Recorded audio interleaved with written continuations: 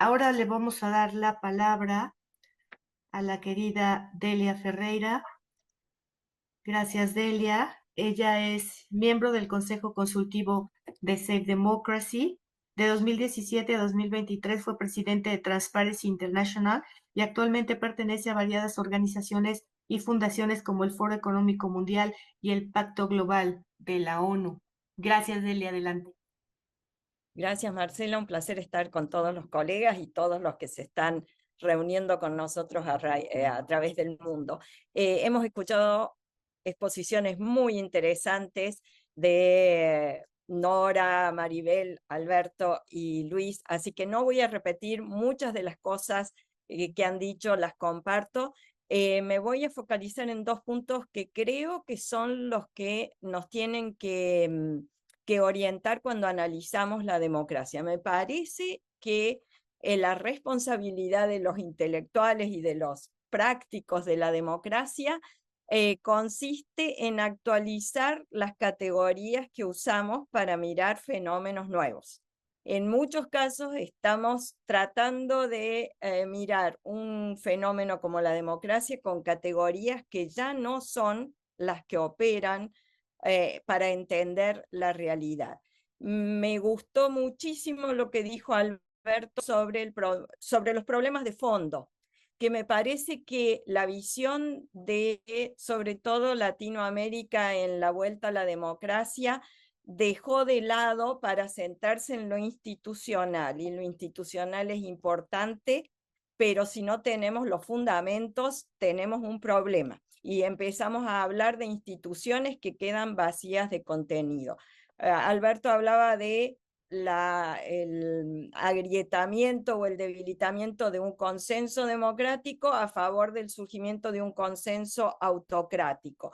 Yo creo que en realidad más que un consenso autocrático, y otra vez habría que empezar a revisar a qué nos referimos cuando hablamos de populismo, etcétera, creo que lo que hay es un consenso social resultadista, si me permiten el término.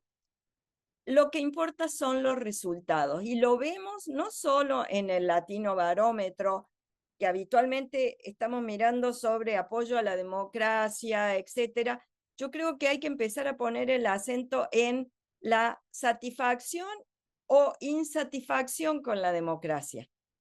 El problema está ahí, en lo que le da resultados a esa ciudadanía que también ha sufrido un cambio. Es una ciudadanía menos democrática en el sentido tradicional y más atenta a lo que requiere una vida digna, digamos.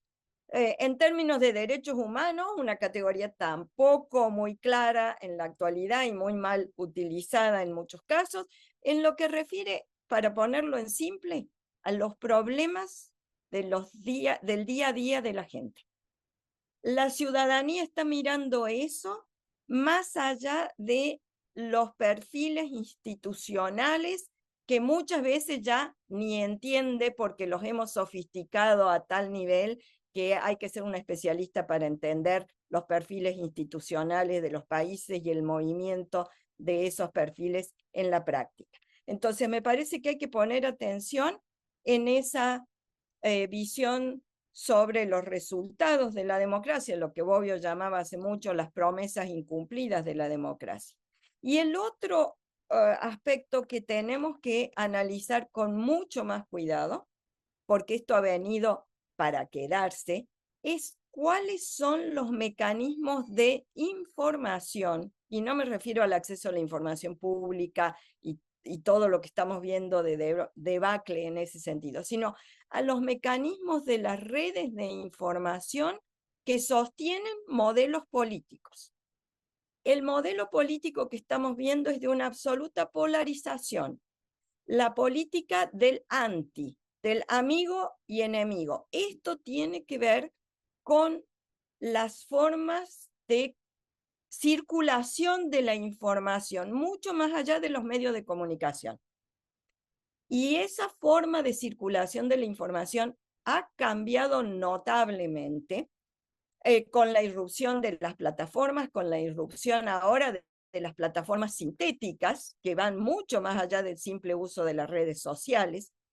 Esto afecta no solo las elecciones, y ya hay probada evidencia, sobre todo en este año, de intervenciones de campañas digitales desde países extranjeros tratando de influir elecciones nacionales, sino que afecta el funcionamiento de las, como diría Harari, las historias, las narrativas que sostienen los procesos políticos, democráticos, esperemos que por mucho tiempo, o de formas híbridas o no democráticas. La democracia, para ser robusta, necesita compromiso. La polarización y la lucha del poder por el poder mismo evita esos compromisos, porque genera esa dinámica amigo-enemigo. La democracia y el compromiso requieren un debate político. Es muy difícil sostener un debate político con los mecanismos de circulación de la información que están dando sustento a las formas políticas actuales. El debate político democrático requiere de hechos, de acuerdos sobre hechos, y esto es muy difícil en un contexto informativo donde predomina la posverdad, los hechos alternativos, la fake news, las burbujas que ya se mencionaron antes, lo que significa, según algunos sociólogos que analizan la realidad actual, que la sociedad vive en mundos distintos. Y es imposible dialogar entre esos mundos distintos porque no hay un acuerdo sobre los hechos. Y eso debilita totalmente la democracia. Y por supuesto, las democracias requieren un liderazgo democrático, y ese liderazgo democrático está absolutamente socavado con esta polarización que marca la época. Hay un estudio muy reciente de la Universidad de Lausanne que analiza la polarización en el mundo entre 1961 y el 2021. Y hay tres momentos en que la polarización, la política de lo anti, se marca claramente. El primer momento es 1990. A lo largo y ancho del mundo, ahí hay un pico de polarización, de política anti algo. Y eso tiene que ver con la caída del muro, la eliminación del enemigo externo que hacía de aglutinante provoca la polarización interna. Ese fue el primer pico que se detecta en este periodo. El segundo es 2007-2008.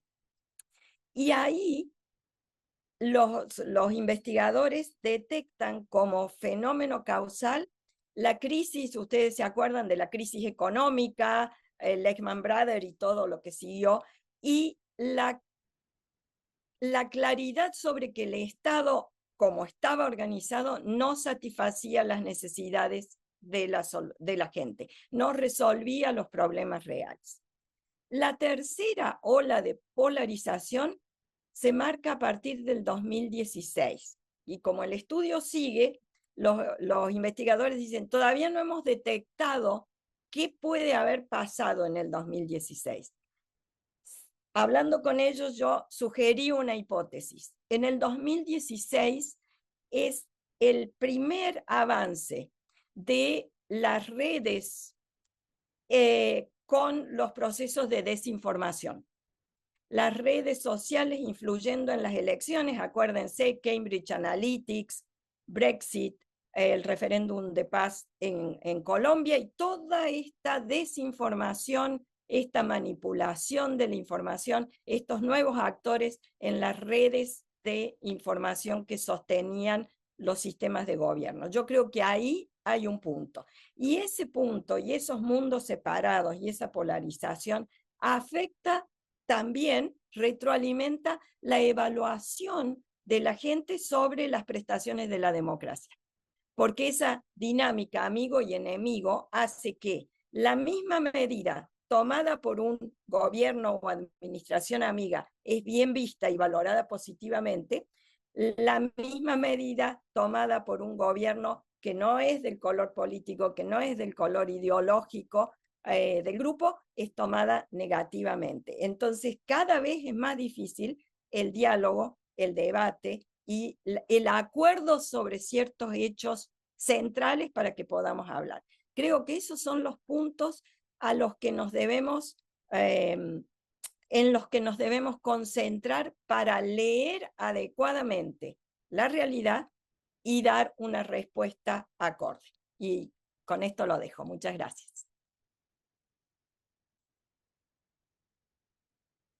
Muchísimas gracias, Delia. Preocupante, muy preocupante lo que nos acabas de decir, particularmente si consideramos que casi el 70% de la población a nivel mundial utiliza algún tipo de red social y sobre todo pensando en este modelo de comunicación polarizante del que hablas y a través del cual se hace masiva su difusión en redes sociales. Vamos a pasar ahora a las preguntas y respuestas. Tenemos muchísimos comentarios y felicitaciones para todos los ponentes. Tenemos de Roberto Simt desde Israel. Dice, buenas tardes, como soy de origen argentino y he escuchado de un cierto avance democrático y sus consecuencias positivas, deseo saber también por qué hay un cierto aumento de la pobreza, como me ha informado mi hermana que vive en la Argentina. Seguramente aquí Delia, Nora y Edgardo podrán darnos luces acerca de esta pregunta. Leo otra y les doy la palabra.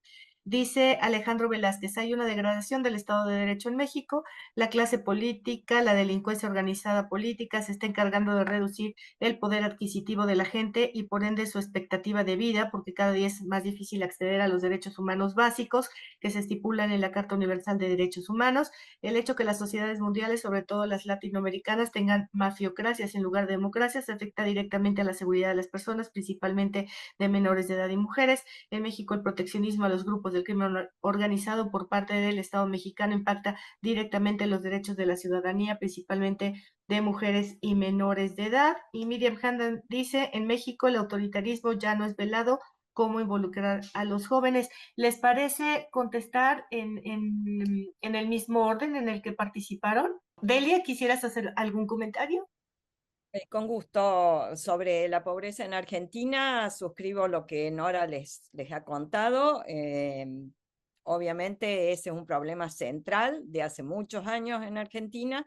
Alcanzó su pico al final del del primer trimestre de este año. En el segundo trimestre, de acuerdo a las mediciones de la Universidad Católica Argentina que tiene el observatorio, ya se nota una curva de descenso a niveles que no son aceptables. Ni ha bajado tan rápido como ha bajado la inflación, pero por lo menos se ve un cambio respecto a las cifras que fueron muy alarmantes en el primer trimestre. Repito, el segundo nos da un poquito de luz al final del túnel. En cuanto a la participación de los jóvenes, yo creo que lo primero que tenemos que pensar en que la construcción de ciudadanía tiene que ver con esos consensos valorativos de los que hablaba Alberto muy bien, muchas veces descuidados por los politólogos, insisto en esto. Durante años el que hablaba de valores en el ámbito de la politología era visto como un rara avis fuera de lo que eran los politólogos, digamos, y creo que eso va mucho más allá, más profundo y mucho, mucho más antes, digamos, en el proceso de formación de los jóvenes que en la universidad. Acá hay que empezar, obviamente, por las familias si se pudiera, pero además hay que empezar en el jardín de infantes. Si no, explicarle esto a un universitario y tratar de transformar a un universitario en un ciudadano plenamente demócrata es muy difícil. Los valores que tienen que sostener algo que sea común, no podemos construir nada en común si no acordamos ciertos valores, si no llegamos a esos consensos valorativos. Y eso se construye en todo el proceso educativo y se debe mantener. Y si no, llegar a las escuelas de negocio o a la formación de liderazgo en las escuelas de ciencia política es tarde, necesario pero tarde, a mi juicio. Y en términos de los partidos políticos, hemos dicho y repetido que hacen falta partidos políticos para que haya democracia. El tema es que los partidos políticos están tan desprestigiados y el concepto de partido político está tan vilipendiado que llamamos partido político, porque institucionalmente son así, se identifican así de acuerdo a la ley, a líderes con algunos seguidores que pueden presentar candidaturas. Entonces, es el concepto de partido político. Cuando hablamos de partido político, estamos hablando de, si tomamos los conceptos como los hemos usado hasta ahora, de una realidad que en la mayoría de los países, excluyo a Uruguay, puede ser el Reino Unido hasta cierto punto, ya no existen.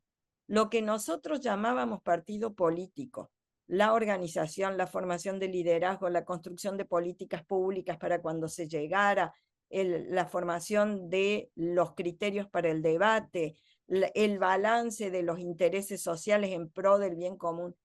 Eso no son los llamados partidos políticos o los que usan hoy el rótulo de partidos políticos. Entonces, pensemos qué estamos diciendo cuando decimos que hay que fortalecer los partidos políticos. ¿Se puede volver a la realidad de los partidos políticos que conocimos en la década del 80 al volver a la democracia? ¿O estamos necesitando otro tipo de institución que canalice las demandas de la población y haga posible el compromiso y el diálogo y la solución de los problemas? Lo dejo planteado, no tengo las respuestas, tengo muchas preguntas. Gracias, estimada Delia. Seguramente aquí Alberto Aguilar o Luis Núñez querrán hacer una puntualización al respecto. Voy a leer otras preguntas. Dice Enrique Larrota desde Colombia. ¿Existen realmente las democracias o simplemente son otra clase de sistema disfrazados de democracias? En materia internacional, ¿la Organización de Naciones Unidas funciona, la OEA funciona o son organizaciones obsoletas que tienen que ser reformadas? Esto ya se habló, ya se tocó un poco, pero seguramente querrán ahondar un poco Delia o Edgardo. Y para finalizar, les voy a dar un minuto a cada uno para que den una reflexión final. Delia. Sumo a lo que acaba de decir Alberto, volvamos a pensar en los valores, reconstruyamos un consenso valorativo en la sociedad y tengamos siempre presente, y creo que todos los que estamos acá somos grandes optimistas, llevamos años peleando por la democracia y acá estamos y seguimos, o sea que no hay nada de pesimista en este grupo, hay realismo y creo que construir democracia de la misma manera que luchar contra la corrupción requiere paciencia y perseverancia. Así que acá seguiremos estando frente a las nuevas realidades. Gracias a todos. Gracias, Delia.